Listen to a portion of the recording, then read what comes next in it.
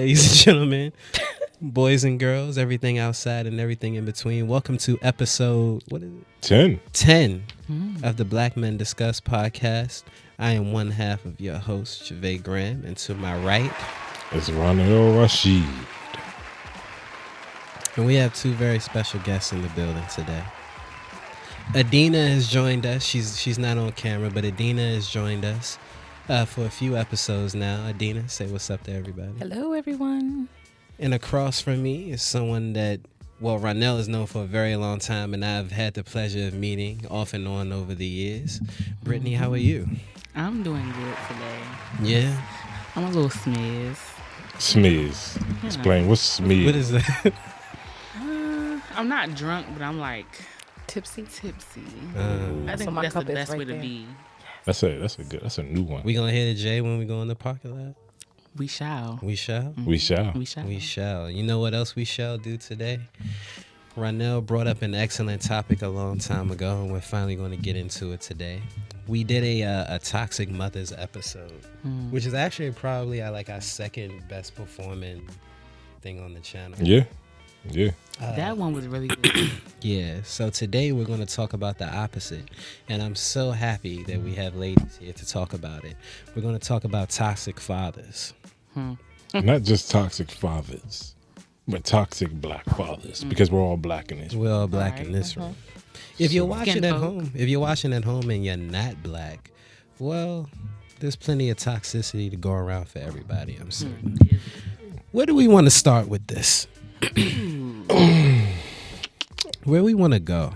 Since I'm somebody who doesn't have a toxic experience with their father, I'm going to toss it up in the air for either Adina or Brittany, ladies first. Y'all can, whoever wants to go first, we'll start with you. Adina then. Okay. Yeah. It goes pretty deep that Ronell's familiar with my father. Let me see. So we just started talking again recently, with my birthday having passed a few weeks ago, and Andre was a mediator between us for some time because he'll reach out to him, but not to me. For the viewers watching, who's Andre? That is. Oh, no. You said it. I just went just for context. That's somebody she knows. Okay, go ahead. My apologies. Anywho, my father has been somebody he's been a part of my life my whole life, but he's also been very toxic. So I think the first time I saw him in that manner, him and my mother weren't together when I was young. So was with his girlfriend when I was about 5 or 6. I'll never forget it. She cursed like randomly. We were on a hill in the Bronx somewhere. And he said, and I quote, "Don't ever curse around my fucking daughter again. I'll fuck you up." Christ. He said that to her. And then he cursed. You say what?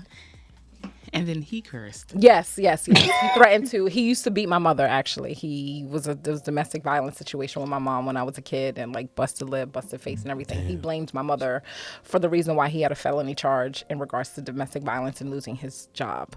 And so he's carried that hate along with having to pay child support for my life and everything. Damn. And so I think so every time we have a discussion, and I'm like, it recently came up maybe a couple years ago when my cousin, his brother's daughter, her mom passed away. And, we all expressed our sympathies, and he made this big rant, like, whenever you discuss her, think about your loyalty to my brother and how she's the reason why he's dead. Even though his brother beat her as well. Yikes. He basically was raised, as we all know, with trauma and everything like that. And he watched his father beat my grandmother. And so naturally, that's where he ended up. And so for the last few years, I've dealt with him kind of talking to me and texting me and saying my mother's a bitch, she's a hoe, she's stupid, she's retarded, your hoe ass mother this, and you be in a better position, or I'll be in a better position if your hoe ass mother, your stupid ass mother, we all know where you get your smarts from me, is not your dumb ass hoe of a mother and all the rest of that stuff. Every single time we have a conversation. God almighty. And then it was like, and I really want to do a DNA test because I've always wondered over the years anyway. So, because, who knows who your whore of a mother has been with and everything like that. He left voice messages, maybe 4 or something, calling me a bitch and all the rest of this stuff. It was crazy. And so we fell out. I said, we're not going to do this. Since I have my house last year, when we came back together, I invited him over for Thanksgiving, but it was my family, like Ronell, Diane, everybody was coming over and everything. And they did actually come over along with my mom, and I think my mother was there, I forgot. But I let him know, like, hey, FYI, my mother's there, but there's enough people to, like, You don't have to interact with her. Exactly. Yeah. And my mother is let this situation go, even though she's a victim, but whatever. And he's like, of all the times in the year, you couldn't just have your mother not come this one time while I was here for a holiday. And my mother's by herself. And I'm like, what? And he said, you know what, forget it. You chose your mother over me. You chose your whore of a mother over me.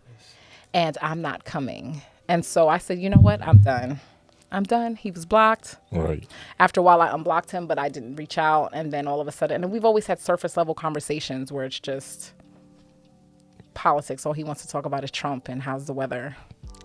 Small talk, baby. Yeah, it's bullshit. He's doing the same thing now in lottery.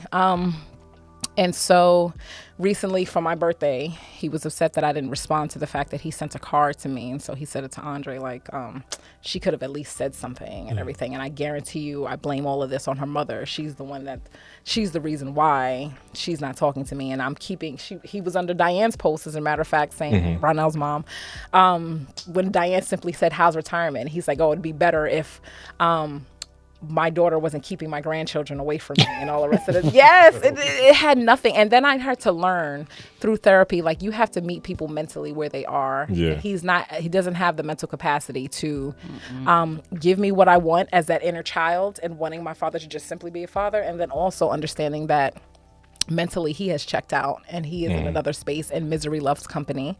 And so therefore he is miserable. He's extremely miserable for a variety of reasons that I understand and I know and everything, having losing a lot of his family. And so he just lashes out. And my mother is that person to lash out on, along with me, his only child. His only child. Yeah, that's shit. It's pretty fucked up, to be honest. And I'm giving you the abbreviated version of all the conversations that we have had that have been extremely toxic. Like, it's been outrageous. Like, unbelievably. Like, this is coming from your father. My actual father. And I'm not saying that it matters whether I'm his only kid. Both of my parents' only kids. So it's like, I'm the last person or one of the last people you have that are directly close to you. If anything happens to you, I'm the one contacted. Exactly. So I have to figure things out, and this is how you treat me. It's fucked up. Yikes. This is fucked up. That's crazy. That's crazy. Yeah, it's nuts. As much as I hate, I don't even know if I can say hate anymore, but as much dislike or disdain I carry for my daughter's mother, I could never bring myself to talk that way to her about her. You know what I'm saying? To Avery about her mom. Maybe when she's older and she's able to process it and she starts seeing more things for herself, right. And if she starts to question certain things, then I can explain it from my point of view. But I can't just, like, straight out. I can't. That's wild. It's That's nuts. crazy. The messages I have in my phone, I haven't deleted any of them either. It was like it was crazy. Like, I've never been disrespected by any other man in my life that you should not and should be protected by, and everything like that. All of that, your first love and everything. Yeah. I did not have that in my father. So it's unfortunate. I had to learn the hard way through my relationships and everything, because it wasn't because I had an example of what it looks like to be treated. Yeah. Brittany, what about you? I don't think my father is toxic. I just think he was like, with me, from him, I was missing that emotional connection. Like, I couldn't go to my father and talk to him about anything up until, so my father is a double amputee. He lost both his legs. Damn. And that's when, I think I was like 19, 20. That's when it opened up for us, where I can, like, go to him and talk to him. But it took a tragedy to bring us together. Like a death in the family type of tragedy, or him losing his legs. Oh, him losing his legs. Oh. So it took him needing me in order for him to be there for me. And that translates into the men I pick now.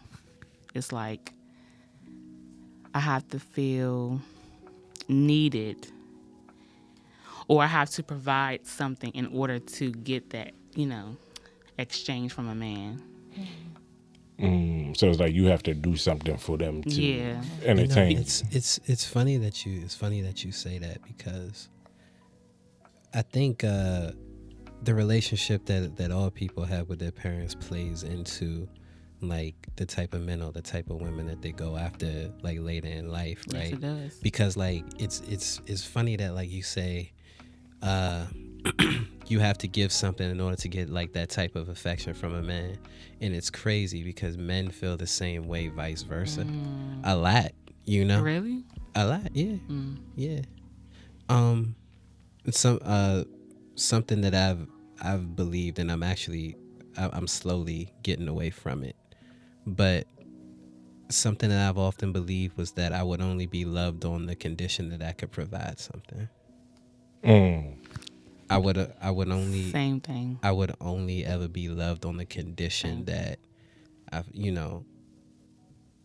there was something that I could give, like monetarily, whatever. I have to have something. Right. Like, what do you bring to the table? Yeah, Right. yeah, something that's more than emotional.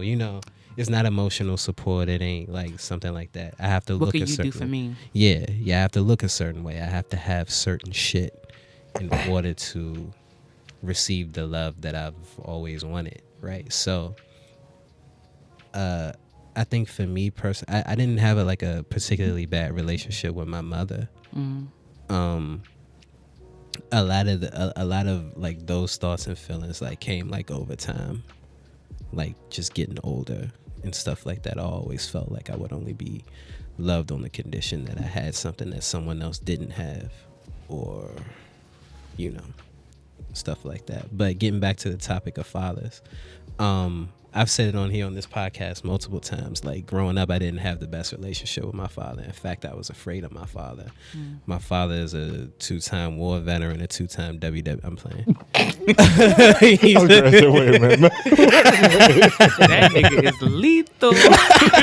Nigga, WWE champion. No, Gulf War and the war in Iraq. Okay. So early 2000s and early 90s. Been to Iraq 2 times. It had an effect on his mind. Recently, last year, he went to jail. He just got out. For what I won't say. However, he did. His military service is what helped him get out early. My father was always like a provider, right? Like he did all of that. I never wanted for anything as a child. And he filled like he filled the basic function of what a man is supposed to do for his children. I always had clothes. I always had food. He tried to get me into sports, which I didn't get into those type of sports. I got into other sports later in life, but he tried. But he was also very distant. I couldn't go to my father about like other shit, like questions about girls or whatever. That's just shit I had to learn on my own. Let me stop That emotional support. The Yeah. emotional, yes. Why you feel like you couldn't go to him? Like why do you feel like he kept that door closed? Did I kept the door closed on him? Him. Like, why do you think he kept it the way you, or rather, why do you feel like you couldn't have gone to him and asked him those questions? He never presented himself as that type of man. He never presented himself like it was always you do what I tell you to do because I'm your father. You know what I'm saying? Yeah. And if you don't see that, then you're not gonna Exactly. So it's kind of like feel comfortable going to him. But my mother on the other hand would like sit me down and say, "What's on your mind?" You know what I'm saying? Yeah. Like my father didn't do that. If he sat me down, it was because he had to tell me something, and not the other way around. Yeah. So it was like, okay, well, I know what functions my parents perform. You know, and I think some of like the way I always told myself I wouldn't be like him. And I think I take on a lot of his traits like unknowingly. Like as like the older I get, I take on a lot of like some of his more toxic traits, and I'm like, shit, is this genetic? You know, like is this like inevitable? Yeah, inevitable. Am I actually going to become him in some form? Like, am I actually going to become him? I don't want that. He's not. Nobody's perfect, but he isn't the most perfect person or somebody I would like strive to be. But as a recent, like me and him have been developing like a better relationship. But that's fairly recent, as of like him getting out of jail. Shit, that's good. So do you think what brought that on though? Like the path to. What do you think like changed in him in order to want to have that type When of... he was in jail, he said he would often sit down and question whether or not, I don't know if it's just for what he did to get there or for whatever he's done in life. Do I deserve to be here? And hearing that shit made me like sad. Like my father was really wondering if he deserved to, to be incarcerated. And depending on who you ask, maybe he did. But I think for me, I was just happy he was alive. Yeah. Mm-hmm.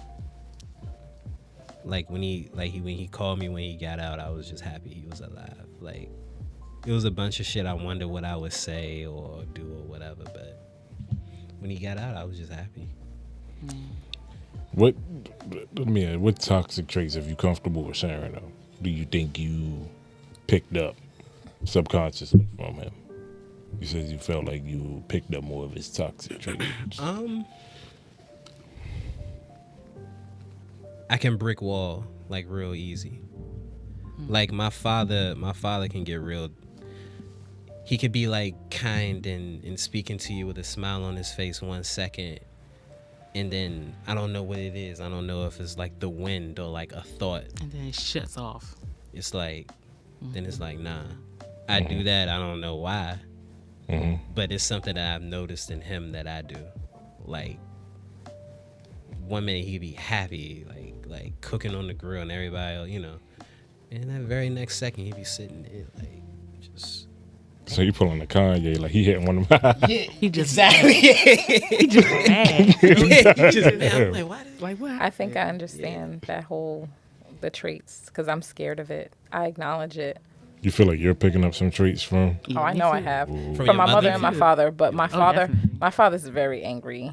And Yeah. I see that in myself. I can get very angry, and it's come out in a relationship I've been in, and so it kind of scares me because I'm like, that's not who I want to be, but I recognize that it's in me, and it's unfortunate.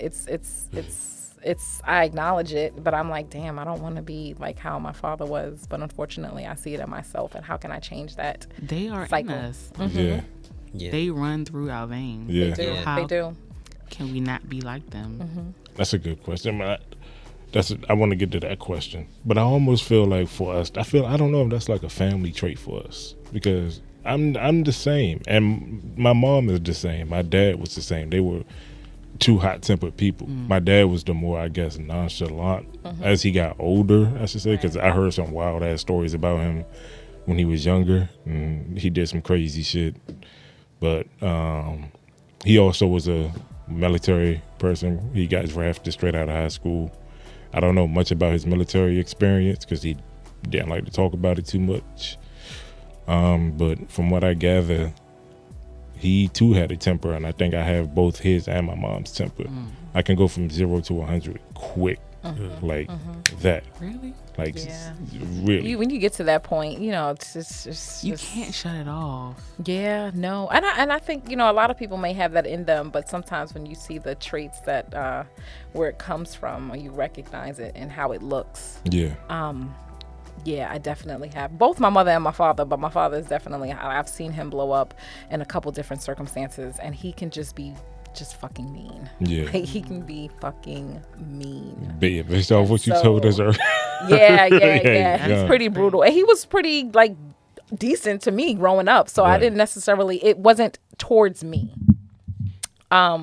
But I've seen it outwardly towards people and how he is. He has no patience. And always with me. Yeah. So I give him that. I'm like, it's not just been all bad, but, for whatever reason, he can go off on everybody else, but he's never been like that with me. I've never, like, he's never hit me or like outwardly been, it's been a couple times he's been mentally or verbally abusive, as a older teenager. But outside of that, I've just seen it outwardly towards other people, and I'm like, damn, I have my father's anger, and it sucks. Yeah, it's like you start thinking to yourself, like, what can I do to like not get there? But ultimately, it seems like the harder you try not to, the more you fall into it. Yeah, and I feel like that like it adds like a level of understanding. You know what I'm saying? Like suddenly you understand your parents more, because as much as you try not to like repeat some of the same shit you see in them, in doing that, you end up doing it. Mm-hmm.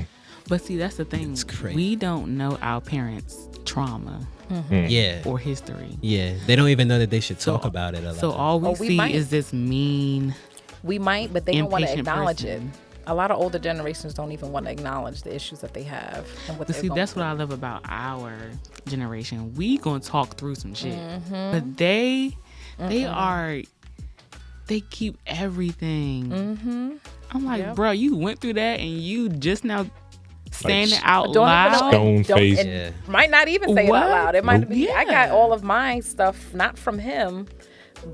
Do have a family member. Yeah, like it's just know. like it was crazy. It's crazy what he experienced, what he watched growing up, and what he turned into being normal. Because even when I mentioned to him about him beating on my mother, he told me, well, she deserved it. So. And so now I want to know, okay, so nigga, what did you see when you were little? Yeah, he watched my grandmother, quite frankly, get beat like for nothing. And so, and it's crazy, and that hurts because my grandmother is my heart, or was my heart before she passed. And so it hurts to even know that she, went through that and stayed like, a lot of people back in the day did. And just submitted to that type of situation. But for him and his brother as well, because his brother grew up beating the women he was with, then that was just normal. And him even telling me, well, she deserved it. Then that's it's like no remorse. There's none. Like none. No remorse. Like when I tell -50 on the spectrum, there is no remorse at all. Good God damn it. Shrug emoji. Yeah. It's crazy. It's crazy. And I just battle through it and just be like, you know what, whatever. So I have a question. Did any of you have any type of father figure that could replace your natural father? Because I did. I I had my grandfather. I feel like that's most people's like. Yeah. That's their secondary dad, right? Because like, for women, our fathers are our first loves. For me, it wasn't like that. It was my grandfather. Yeah. So whatever I didn't get from my father, my grandfather, and that saved me. But it's nothing like having that from your natural father. Absolutely. Yeah. That you're with all the time. Right. So. I wouldn't say it was my grandfather was there, but he was very stoic and very serious and just, what are you going to do with your life? It was like 14. And when I was 14, he sat me down. And what did he say? say? When I was 14, he came to me and he said, Candace, his name was Clarence Hall. He said, yeah, that sounds like you're 14 now. You have 4 more years until you're 18. You need to start thinking about what it is that you want to do with your life. Nigga, I'm still watching cartoons. Listen, like I just got into high school. Like I just left middle school. And he's like, what are you going to do with your life? He was serious. And I think I've always had that mindset. Like I was always, what's my next step? What am I going to do? And let me keep it moving and have my goals based off of him. But no, for me, second father was my Uncle Granville. I love him dearly. And it's just because he took the time as a kid. I was always with him along with my other cousins. And he was older. He was like my great uncle, actually. He was my grandmother's brother-in-law. And he just took the time. He just took the time to do things with me that my father didn't. And it meant a lot. Yeah. I don't know what it is about black men. They just have to be so... straight to the point, straightforward. Y'all can't be soft. Well, I'm not going to speak for this generation. I'll speak for our parents. I think I've turned into that as a Can't parent. be soft, nigga. Cry. I'm the militant in my family. I want to see you cry, nigga.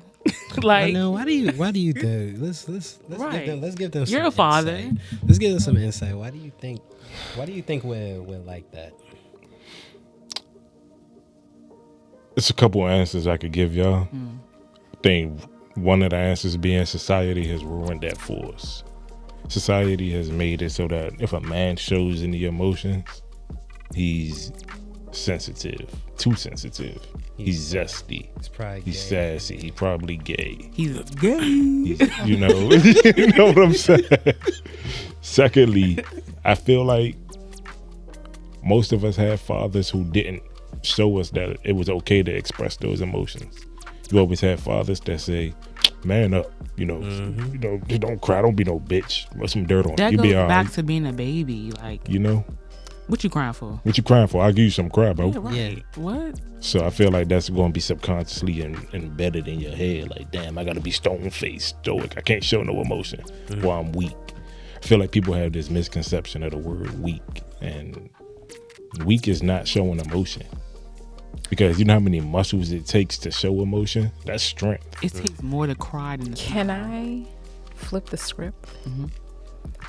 I am that person as a parent, and I have it flipped the other way, where my daughter's father is the let me hear your feelings, let me hear it's okay saying please and thank you, and Right. would you mind to the children, would you mind doing this for me, would you mind doing that? And I have turned into that. I don't see anything on your leg. You will be fine. Let's go. Let's keep it moving. Right. And it's like, nothing's broke, nothing's bleeding. Let's go. Let's keep it moving. You are allowed to have feelings and you are allowed to express yourself. But at the same time, I'm the militant in my family where unfortunately it's just, well, my daughter shrugs it off, but my stepson is just very affected by it because he's a sensitive kid and he needs that sensitivity. And I'm not that person because I didn't grow up like that, with my mother and father being very stern people. Still a lot of love, but very let's keep it moving. Like, what are you crying for? Let's go. You're good. Let's go. And unfortunately, I am that person as the mom. And it's usually the dad. It's never usually that case. You brought up a point I want to bring, because I had to learn not to be that parent. I was that parent to my daughter Avery, to the point where she told my mom and my girlfriend that she was scared to come to me to tell me stuff because I was dismissive. Right. Ooh, so she don't felt ever like do that. So she felt like I wasn't going to understand, or I was just going to dismiss it because, like I said, I don't see nothing on you, good, blah blah blah.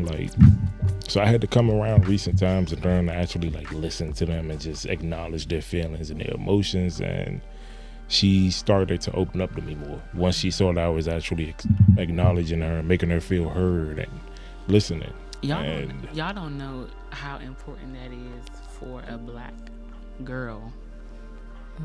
During that age, that adolescence. Yeah. Because I didn't get that from my father until 19, when I really needed it at 8, 9, 10, 11. You know what I'm saying?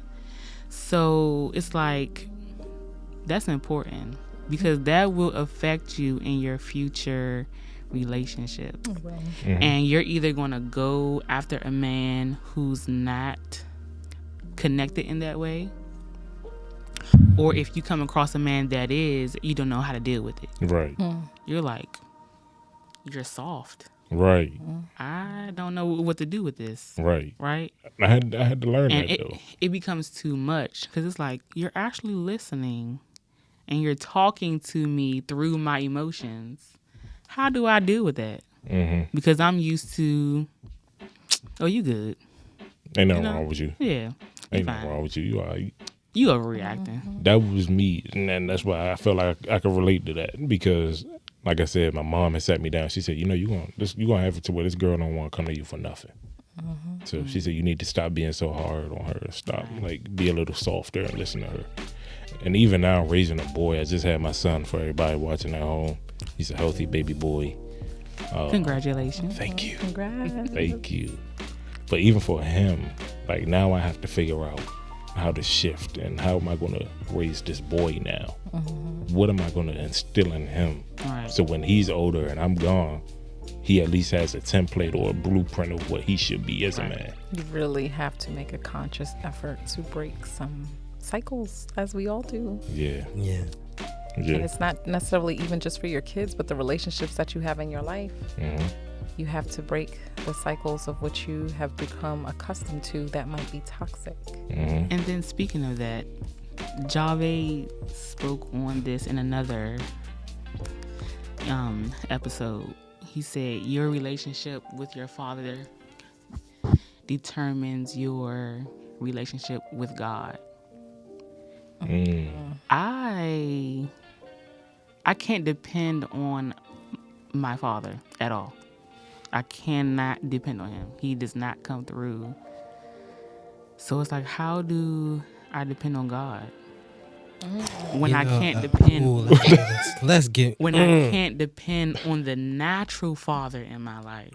How do I expect to trust someone who I can't see, I can't always feel, I can't touch, I can't call on the phone? How do I do that?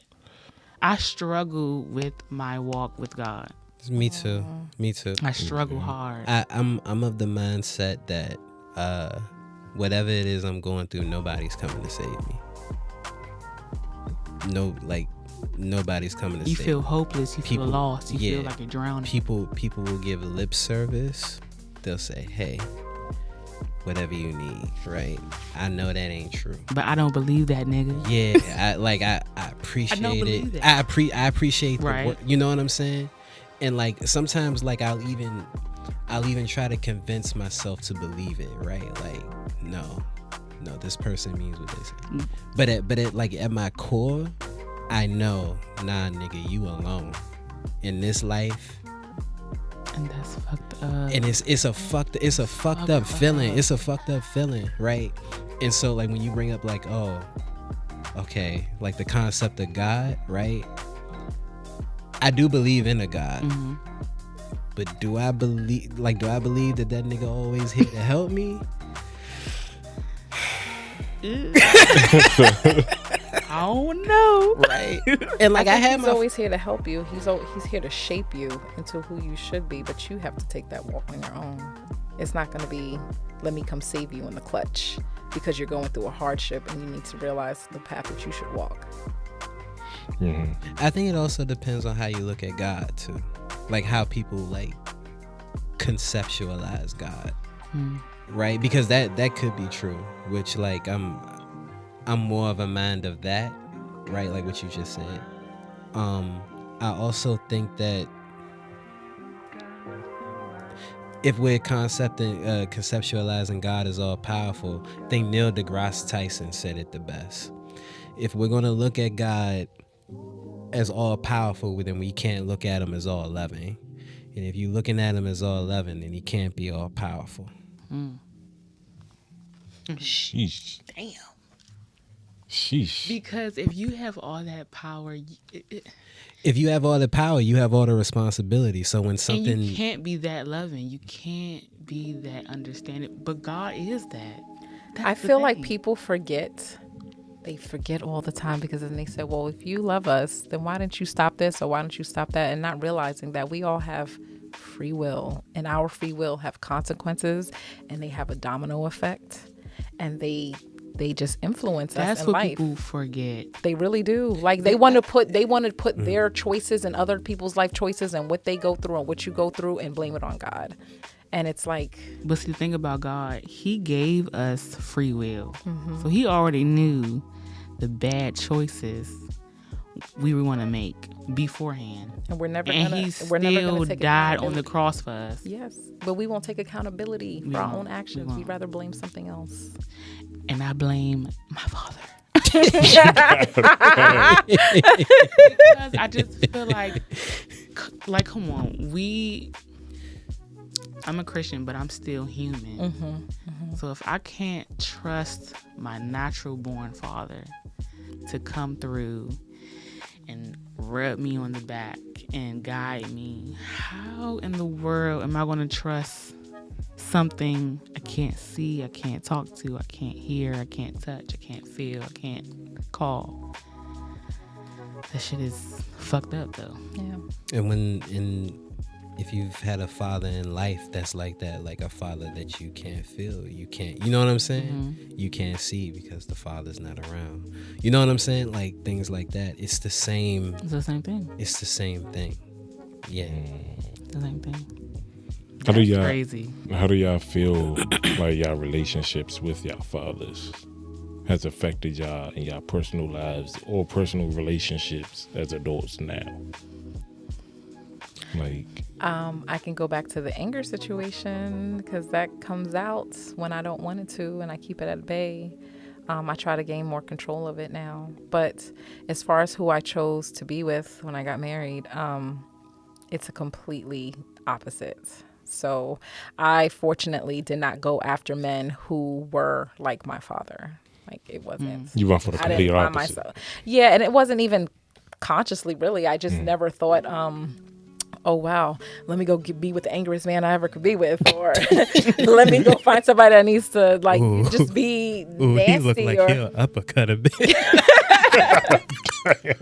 Not that we haven't had our own struggles, but it wasn't necessarily because I was out here reaching for somebody to be like my father. Like, I think I had a healthy enough perspective on the men who I've come across in my life and my family to understand what it looks like to actually be a man. Yeah.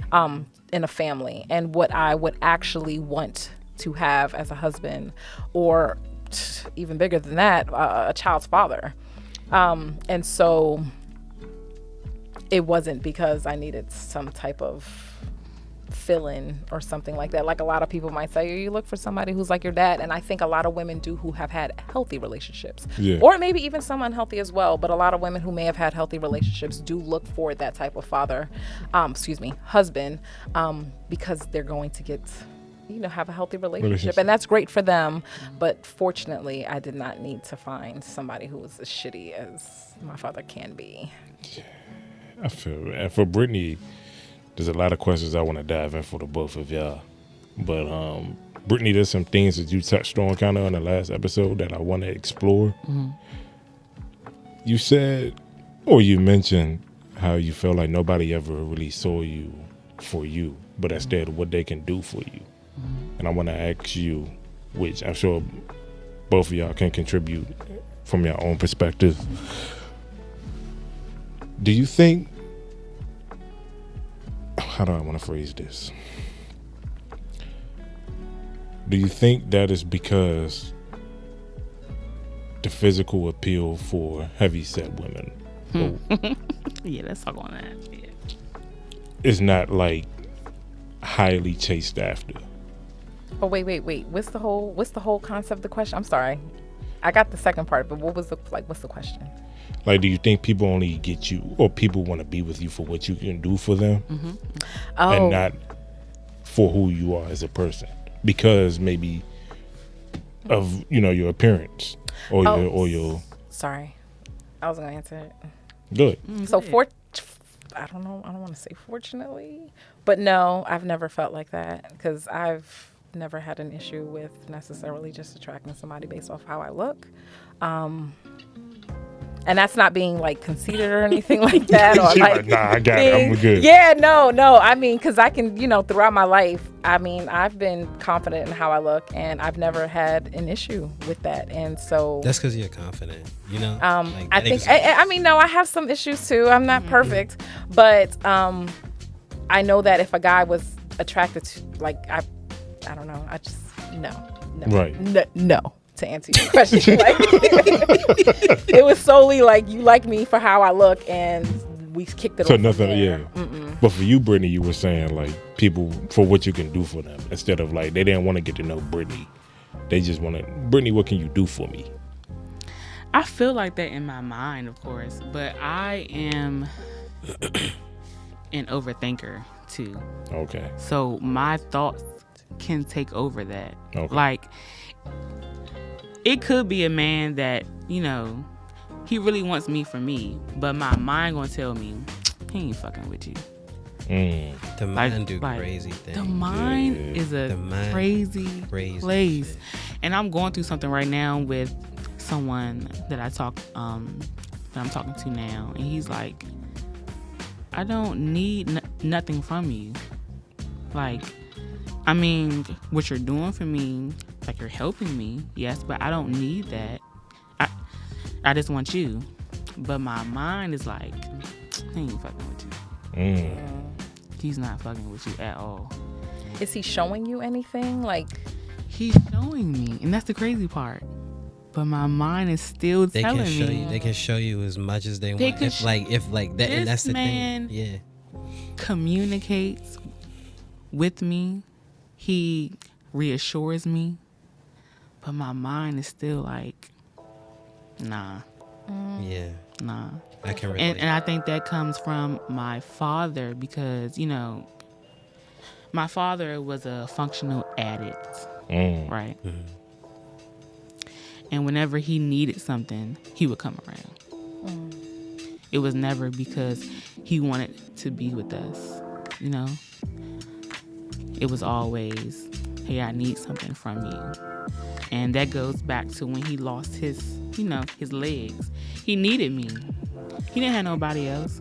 He needed his daughter to, you know, do this and do that. And that's when I got, you know, conversations with him, and I was able to go to him and cry and talk and vent. But it's like, what did I have to do to get that? Right.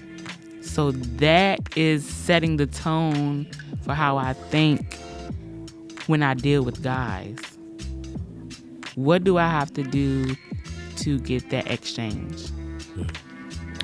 you know, I was, and not necessarily to that, but thinking about what it is that you look for in a male or what you're not, maybe didn't get from your father. I will go back to, I think I feel like you made mention of what it is that you can provide, and that's how you feel like women can get look at. I won't necessarily say that I 100% look at that, but my father has always provided for me. So therefore, it's kind of like I do look for not necessarily somebody that can provide, but is more well-rounded and wants to provide for his family, because I have like a slightly traditional mindset when it comes to a family structure and the male leading and everything like that and providing for his family, even though we can be 50-50, because you know we are. But at the end of the day, what I have grown accustomed to with my father having taken care of me financially, at least, is the same thing I've grown accustomed to in the man that I've had in my life, or the men that I've come across in my life, where it's just like, it's not necessarily a requirement, because I can always take care of myself, and I was always taught to do so, and I always have. But when it comes to a family structure, that is something that you should want to do for your family. And I don't see there being an issue with that. Do y'all see, what do y'all think like the family unit should be? Like, what should it look like? Should there be a structure? How should it be structured? Go ahead. I feel like there should be, because be. we have different emotions. Men and women operate completely differently. And so our structure will always be differently. How we have it set up might look what's according to what we both find suitable for our family. But at the end of the day, we are built differently. We operate differently. We have different things that while we can cross paths and do simultaneously, we still have a different structure and how we are physically and mentally made as women and men. And so all that plays a part. Like, so my ideal, because I am a Christian, you know, it's God, it's the man, it's me, it's the children. But because of where we are in the world, it's too many factors that play a part where that cannot always be. Right? It's not that it can't, it doesn't have to, but it can be possible. I tune all of that out. There's so many things in this world that this is what it should look like. This is what it doesn't have to look like. This is what it should be. And especially with us, what are we? I don't know, millennials. Especially with us millennials, it's like, oh, why are you doing that? Because we're chastised for wanting to follow a structure of our family or having that God, man. I wholeheartedly believe in that structure. Me too. And I respect it, and it's ingrained in me, and that's how my children are being raised. That's how I see my spouse. Like, that is just what it is, and I have no issue with it. And I don't care what the world thinks. There's some things that we're so heavily influenced, especially with internet and media, social media. It'll have you thinking just peaches are apples and apples are oranges. Everything. It's just we're so influenced by it. But that's something that I will not break. Like that's I won't flex for it. That's non-negotiable. Could we not say that? No disrespect to anybody in anything. Yeah. Okay, because I didn't want to. Yeah. I wasn't trying to disrespect anybody. It's just that No. I was talking about my influence. Yeah, with yeah, some yeah. things that are like, this is concrete for me, and I don't care what the world says. It's not. Yeah, I Yeah, hear you. Yeah, I hear you. To play devil's advocate for that, because I know it's like both of y'all kind of agree. Ronell, you agree with that? What do you agree with? What's your for the most part, yeah. I feel like when you're in that household, there should be a structure because there are things that women are better at than us as men are better, and then there are things that we're better at than women. I feel like you should let a man lead, but to the extent if he doesn't know how to lead, then that's a different story, right? Can I should say they something real choose? quick? Should they? I'm sorry. Okay. Go ahead. I want to say something real quick. I saw a snippet of a sermon where the preacher was saying God made Eve in a nutshell. He made us whole. He got Eve from Adam's rib, right? So that means Adam was broken in a sense, right? Because he took his rib and made us. So in a sense, women are whole. So I don't want to say we don't need y'all, but y'all need us more than we need y'all. To make us whole. Yes. And we are y'all helpmate. We are supposed to balance y'all. Where you lack, I'm supposed to bring that motherfucker right here. It's so And unfortunate because I like based off of like what I see in the world, like there are a lot of women who really don't need niggas like at all. Like I don't even want to say we don't. We need y'all. Yeah, we do. Well, I mean, as far as like operating within the world, you know Okay, what I'm yeah, saying? yeah. Like, y'all don't, but I get what you're saying. Like, y'all also do because there's a lot of women who are like doing pretty well that like in secret they're like, dog, like I'm dying. I'm done.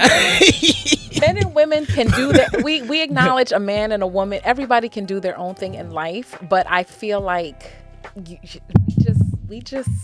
need just each other. Yeah, We we do. need We think each of other. things that you all may not think, and I'm not being personal, but I think you can even see, like, you know, with us as friends or whatever the case may be, there's certain things I might get on you about that is not even on your radar, but it's just that. But I'm people. Yeah. God damn it, yeah. that's so fucking true. I hate it. As a Yeah. female, as a woman, it's just that, And like, it be even from shit. my friend, and I'm like, Like I can tell you, even- And that it be nigga shit. ain't your friend yeah, bruh. because I'm peeping it. And Yeah, it but be it's- shit that like damn, why ain't I see that shit? You know when they bring it up, like Evelyn has brought up some shit to me, and I'm like, Yeah. God damn it, like, Yeah, That's like, what I'm saying. No, for real. like yeah. And I'm just saying that it's just my friend. Like, No, I it's hear just you, there's I some hear you. things that's just I'm like that with somebody, you know, just in general.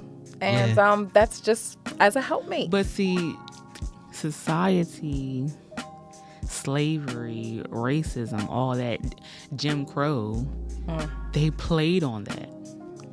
They played on Not as the much as we women- think. I think people don't see all of the because people don't see just how many families there are out there, Black families.